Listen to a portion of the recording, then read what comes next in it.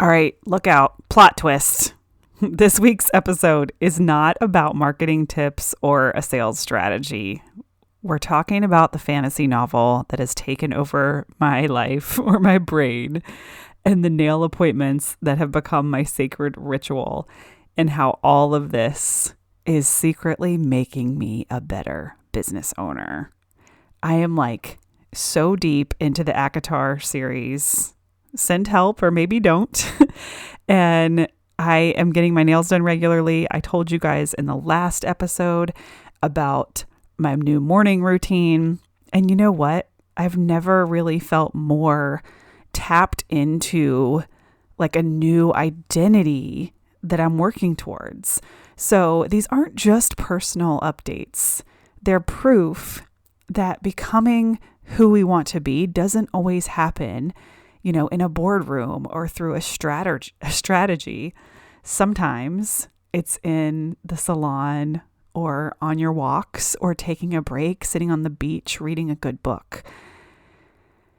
So if you've been craving permission to enjoy your life and grow your business, this episode is your sign.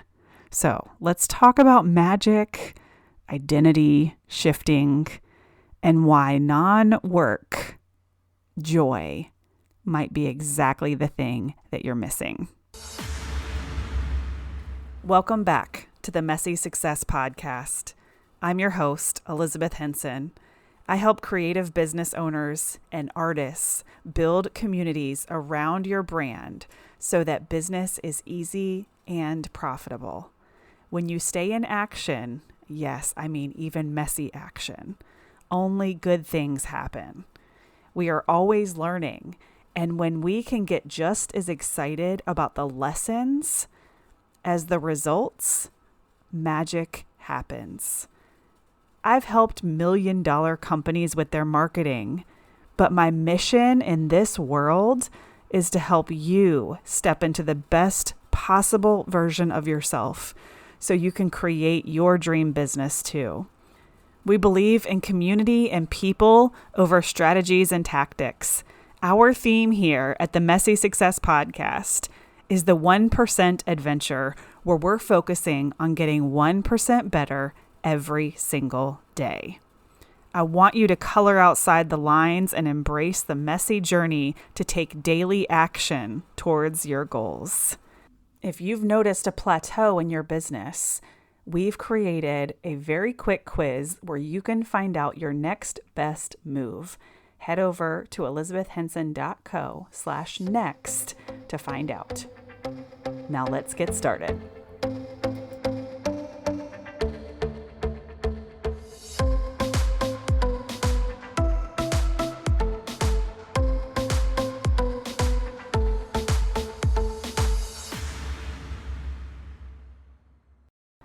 All right, so let's kick it off with a few updates.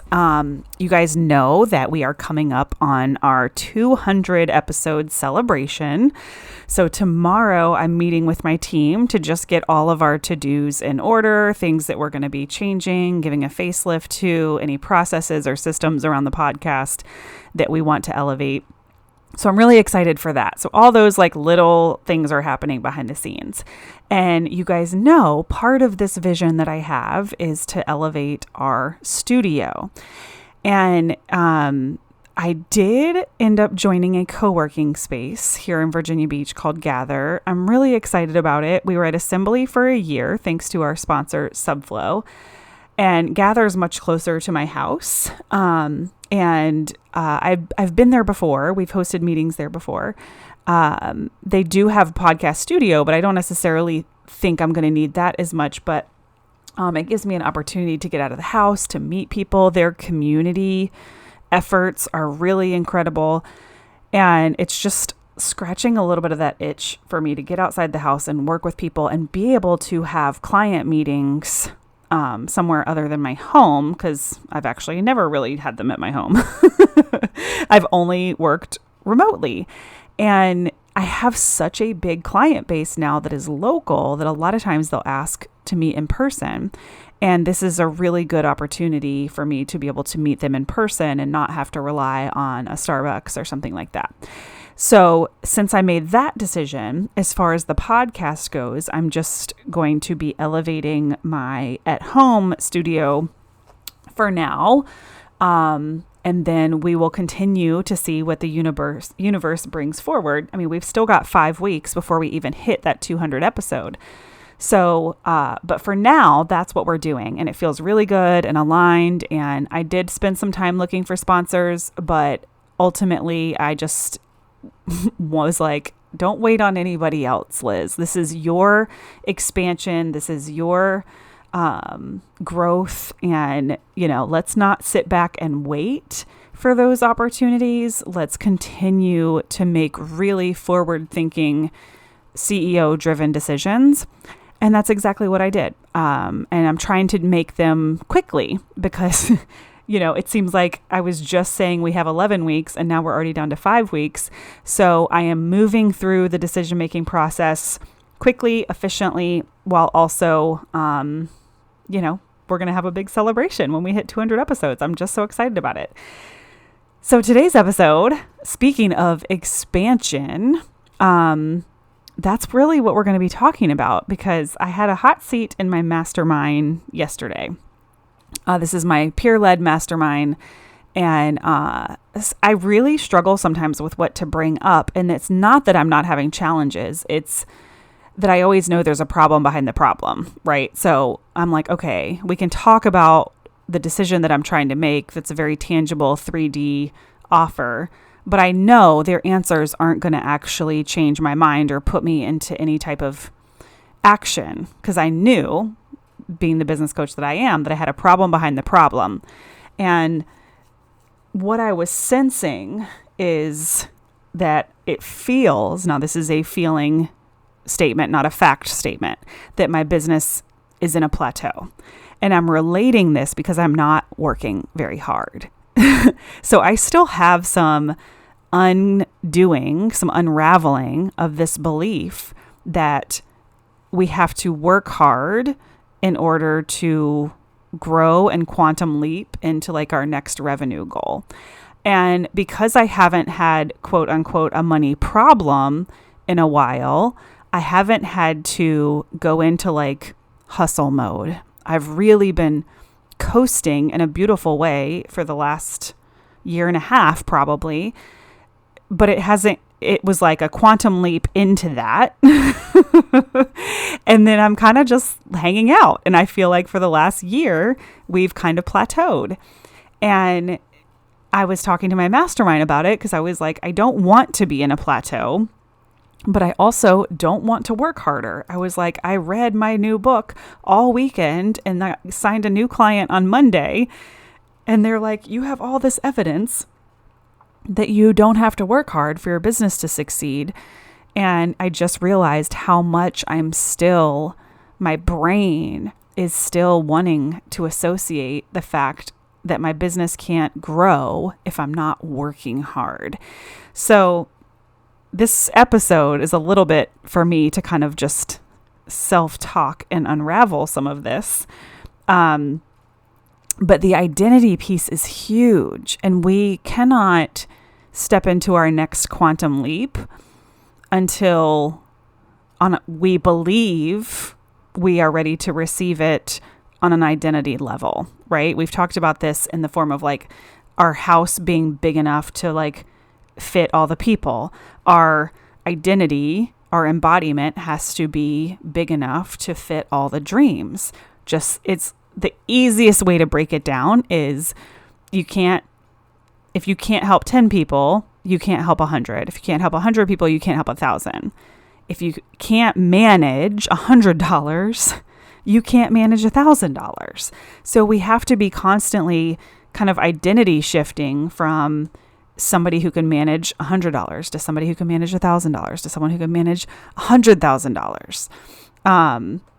On an energetic and identity level, I don't just mean like, sure, we can make lots of money, but are you keeping the money? Are you profitable? Are you growing the money? right?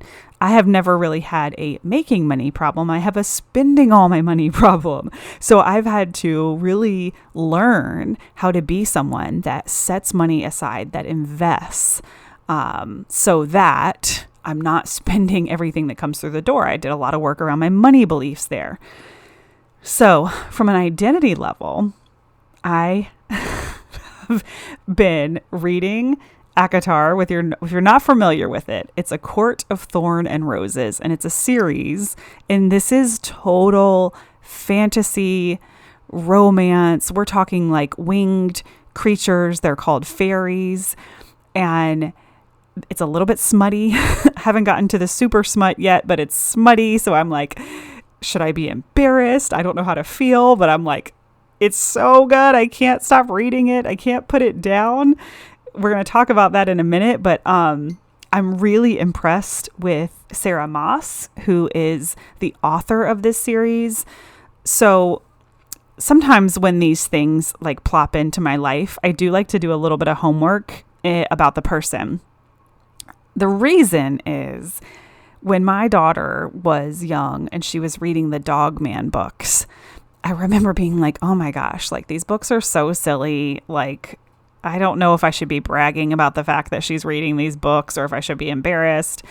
But then I learned about the author and how he was a child with severe, I think, ADHD, and he would always be in trouble and the teachers would put him in the hallway. And that's when he wrote these books, because he was literally kicked out of the classroom and this was his creative expression. And I was like, okay, that's a really beautiful story. I can get on board with these books now. And it's just something about me that, like, if I can align with the bigger mission and the human being, then I become even more invested in the experience. So if you haven't read these books, I highly recommend, but it comes with a warning of like, you will not be able to put it down. But one thing I love about the author, Sarah Moss, is that she wrote her first book when she was only 16 years old. She really centers strong and complex female characters. So her characters are not waiting to be rescued. They fight, they feel, they heal, and they lead. Like, there's women leaders in these books, which is so important to me. She's not shying away from like difficult emotional arcs or situations. Like, she really focuses on personal growth and healing and portraying mental health journeys with like really deep rooted sensitivity and depth. She is very community and fan oriented. She's super humble and grateful, and she stays connected with the people that love her work. And my favorite one, why am I getting emotional, is that she's inclusive. So in some of her later works, she's including, you know, diverse characters with LGBTQ representation. And now more than ever, this is just incredibly important. So I'm happy to buy her books. I'm happy to support, you know, the person behind all of this. And it's just been so fun. And with that, I've been doing things like, you know, getting my nails done. I've always only done my nails for like super special occasions. And now I'm doing my nails year round. And it just makes me feel good. So it's like, you know, who knew that binge reading, total fantasy, getting my nails done, you know, getting up at 6 a.m. are some of the most strategic moves that I've ever made for my business. But why is that? It's because it's this constant reminder of who I'm becoming, right? And one of my favorite stories to tell around this was about a year and a half ago, doing my photo shoot that I knew I was going to use to promote my first Elevate and Inspire event. And I remember telling Sharon, my photographer, I said, I want book cover instead of lifestyle. So as an entrepreneur, it always had very lifestyle images, like me on my laptop, me on my phone, me walking down the street, like there was this huge trend of getting lifestyle branding pictures. And those are still a thing. However, I knew that I was ready to elevate. I wanted to portray myself in more of a book cover powerhouse feeling. And that was the first step, was that photo shoot. And that one experience taught me so much about identity, because there wasn't anything that I did differently other than tell her what I wanted out of that photo shoot. But the following year, I was like embodying and stepping into that total new identity. Not that I wrote a book. I just wanted that feeling of that book cover type of image, instead of just me, with my laptop and whatever. Very different vibe if you really think about those two types of pictures on a brand level, right? So I have been this year embodying like taking better care of myself. I'm leveling up my wardrobe. I mean, this is along the same vein, but the exact same thing is like having my nails done and reading fantasy books. Like I am trying to get more dressed when I leave the house. And we had a creative network meetup last week, and I was feeling terrible, you guys. I was like very luteal, very bloated. All I wanted to do is wear like baggy clothes and go to this meeting. And I was like, okay, well, this can be it can be baggy and it can be very cute. And I wore a romper and I threw on like a blazer, and it was pretty cute. I felt good, but I just threw my hair up in a ponytail. That I did not over effort myself. Okay. And I am never somebody that gets compliments on my outfit. Like never. That is like, I don't have good enough fashion for that unless it's like a special event, and my friend Lindsay has helped me. But one of the baristas was like, oh my God, I love your outfit so much. And I felt like a badass, because I was like, this was very intentional that I put a little bit more thought into my outfit and went to this meeting instead of allowing my mood, how I felt, to like dictate how I presented on the outside. And it's just been really fun. And I can feel myself as I'm doing these things, stepping into like a new identity. And identity is the foundation of success. So reading fantasy novels, picking out outfits may not look like a business strategy, but these choices signal to your subconscious, I'm the kind of woman who prioritizes joy, beauty, and expansion. And when we embody that elevated identity, the business shifts too. And my coach always says, your business will only grow as much as you do. And that's exactly what this is. I'm growing. I'm evolving into someone who doesn't sacrifice everything she wants for everyone around me and put myself last. I'm starting to put myself first. And this non-work related joy is what creates sustainable energy. So getting lost in a book or feeling really good about yourself, it's fuel. It prevents burnout. It keeps our creative tank full. And it reminds us that life and business don't have to be separate. Having joy in our life creates that foundation for business success and our next identity. So inspiration doesn't only come from business books. I'm like, who am I? The last decade, all I've read is self-development and business books. And to me, reading these fantasy books is no different than watching a show or a movie, but it feels better because I'm reading, right? And I don't have the data in front of me, but we all just know that reading is really good for you, right? And I'm immersing myself into this like magical world, and my imagination is exploding, and there's emotional intelligence in the book and leadership in the book.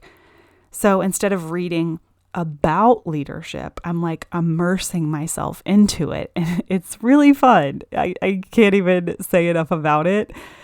It's really fun. And if you do read these books or you have read them, please reach out to me so we can talk about it, because I'm obsessed. And you guys also, this is another really good point, that embodiment is going to attract aligned clients. Okay. Clients are not just buying our expertise. They're buying our energy. They're buying what it is that we give them when they're in our presence, our magnetic leadership that I talk about so often. And it's not about doing more, but like our way of being is more, right? It's that magnetic person in the room versus the person who shrinks, right? We want to be larger than life, not in an obnoxious way, but in a way that makes everyone around us feel really important, or the right people, our dreamiest clients. So these little luxuries, whatever they are for you, they might look different for you. For me, walking in nature is a luxury. Sitting in my bed in my brand new pajamas, by the way, that's another one.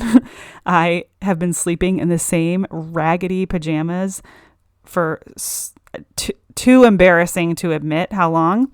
And I have bought myself new pajamas. So I go, it's like totally my happy place. I'm in my brand new pajamas and my robe that I love so much.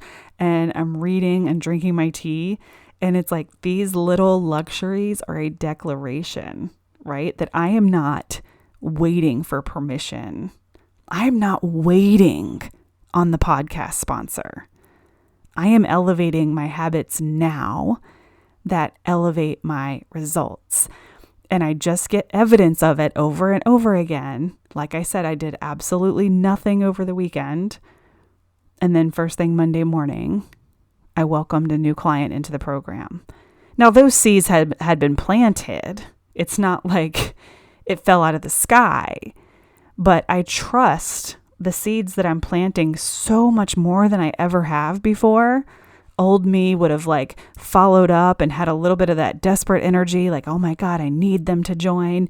And I am completely detached from any of that at this point. I stay in that power and I just continue to help people. Whoever's in front of me, this is the person that I'm helping, and I'm not begging people. And the universe really responds to that detaching from the outcome and just a sense of a magnetic energy to the right people.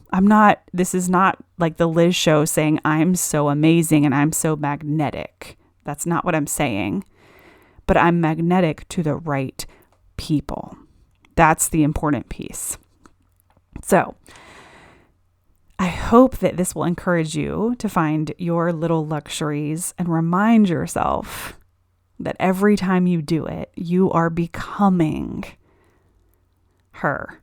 You are stepping into a new identity. They're not random. They're rituals. And each one is saying, I'm choosing to live as the version of me that my business is asking for. And that's really powerful stuff. Really powerful stuff. All right, you guys. So if you're interested in being in my amazing program and you love having these conversations, we do talk about the 4 phases of marketing inside Elevate, but even more importantly, we have a super hyper focus on self-development. And we spend a lot of time talking about these ways to step into a new identity, talking about how do we become the next best version of ourselves so that our business will follow. We think our business has to be successful before we can be the person that gets our nails done. Our business has to make more money before I can take the trip. And it's actually the other way around. We have to become that person in order for our business success to be possible. So if that interests you, you can always sign up for the wait list. Go to elizabethhenson.co/elevate and jump on the wait list, and you'll hear more about the program and how to join when the doors open. I love you guys so much. Thank you for being here today. This is episode 195. So you can go to elizabethhenson.co/E195. We are getting so close to our 200 episode celebration. Please leave us a review on iTunes or share this with a friend. We are starting to put the podcast on YouTube. It's a little crazy right now, but it should be looking better by episode 200. Thank you guys so much for being here, and I'll see you soon.